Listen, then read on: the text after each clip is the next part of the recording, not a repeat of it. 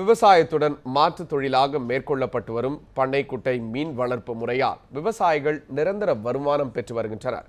Delta மாவட்டங்களில் பிரபலமடைந்து வரும் பண்ணைக்குட்டை மீன் வளர்ப்பு பற்றி தற்போது பார்க்கலாம். காவிரி டெல்டாவின் கடைமடை பகுதியான திருவாரூர் மாவட்டத்தில் ஜூலை தொடங்கி ஜனவரி மாதத்திற்குள் ஒருபோக சாகுபடியை முடித்துவிட்டால் அடுத்த சாகுபடிக்கு 6 மாதங்களாகும். இடைப்பட்ட காலத்தில் நிரந்தர வருமானமின்றி பாதிக்கப்படும் சூழ்நிலை நிலவி வருவதாக விவசாயிகள் வேதனை தெரிவிக்கின்றனர். இந்த நிலையில் டெல்டா மாவட்டங்களில் மாற்று வருமானத்திற்காக தற்போது பண்ணைக்குட்டை மீன் வளர்ப்பு பிரபலமடைந்து வருகிறது. கடந்த 20 ஆண்டுகளாக மீன் வளர்ப்பு தொழிலில் ஈடுபட்டு வருகிறார் விவசாயி செல்வராஜ். மாங்குடியைச் சேர்ந்த இவர் ஏக்கருக்கு 5 குளங்கள் வெட்டி அதில் மீன் குஞ்சுகளை வளர்த்து வருகிறார்.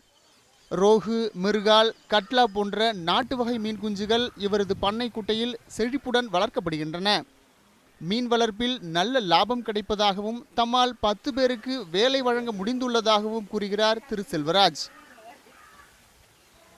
விவசாயத்துக்கு தண்ணி பற்றாக்குறையினால இந்த மீன் வளர்ப்பு நல்ல விதமாக செய்யலாம்.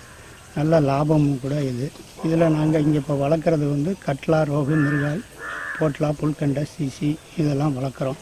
மீன் குஞ்சியும் கொடுக்குறோம். மீன் குஞ்சியும் சைஸுக்கு தகுந்தபடி கொடுக்குறோம். மீன் குஞ்சு 2 ரூபாயிலேருந்து 1 ரூபா, 2 ரூபா, 3 ரூபா, 5 ரூபா வரைய மீன் குஞ்சு கொடுக்குறோம். ஆற்றில் தண்ணீர் வர தாமதமாகும் காலங்களில் பம்பு செட் வாயிலாக குளங்களில் நீர் நிரப்பி மீன் வளர்ப்பு பணிகள் மேற்கொள்ளப்படுகின்றன. செல்வராஜின் மீன் பண்ணைக்கு அக்கம்பக்கத்து ஊர்களிலிருந்து மட்டுமின்றி மாவட்டத்தின் பல்வேறு பகுதிகளிலிருந்தும் மீன் குஞ்சுகளை வாங்க வியாபாரிகள் வந்து செல்கின்றனர்.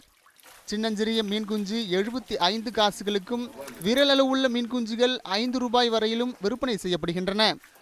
உடல் நலத்திற்கு கேடு விளைவிக்காது என்ற எண்ணத்திலும் அதன் ருசிக்காகவும் நாட்டு மீன் வளர்ப்பு பண்ணையை நாடி வருவதாக அங்கு வரும் மீன் பிரியர்கள் தெரிவிக்கின்றனர். விவசாயத்தை நம்பி நம்ம ஒன்றும் புரோஜனம் இல்லை, எல்லாம் இப்போ நட்டு காஞ்சி போய் கிடக்கு. இனிமேல் நாங்கள் விவசாயத்தையே நம்பிட்டு இருக்கிறதுனால நம்ம மாற்றுத் தொழிலுக்கு இறங்கலாங்கிற முடிவுக்கு வந்திருக்கிறோம். மழை இல்லை, ஆற்றில் தண்ணீர் வரவில்லை என்று வானத்தையும் வாய்க்காலையும் பார்த்து ஏங்கி காத்து கிடக்கும் டெல்டா மாவட்ட விவசாயிகளுக்கு மத்தியில் இதுபோன்ற மாற்றுத் தொழிலை மேற்கொண்டால் நிரந்தர வருமானத்தை ஈட்டலாம் என்கின்றனர் மாற்றுத் தொழில் செய்யும் விவசாயிகள்.